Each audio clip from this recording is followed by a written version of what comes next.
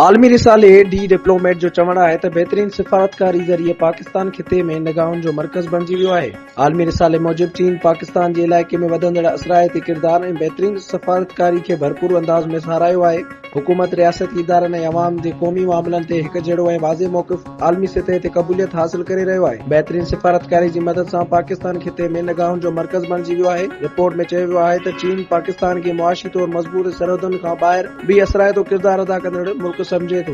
America सां सुठनि लाॻापनि सां गॾु पाक चीन दोस्ती बि सही रुख में अॻिते वधी रही आहे। चीन पाकिस्तान जे आलमी ऐं इलाइक़ाई मामलनि में अहम किरदार जी हिमायत करे थो। रिपोर्ट में ॼाणियो वियो आहे त चीन सिक्योरिटी काउंसिल में SSCO जी सदारत लाइ पाकिस्तान बहितरीन ऐं मौज़ून मुल्क समझे थो। पाकिस्तान पिणु चीन सां केतिरनि ई शोबनि में स्ट्रेटेजिक भाईवारनि खे अहम समझे थो। चीन हिकु भेरो ॿीहर पाकिस्तान जी ख़ुदमुख्तियारी आज़ादी ऐं इलाइक़ाई सालमे जे तहफ़ुज़ लाइ पंहिंजी भरपूर हिमायत जो इज़हार कयो आहे। रिपोर्ट मूजिब चीन कश्मीर मसइले खे सलामती काउंसिल जे ठहराउनि मूजिब हल करण ते ज़ोर ॾिनो आहे।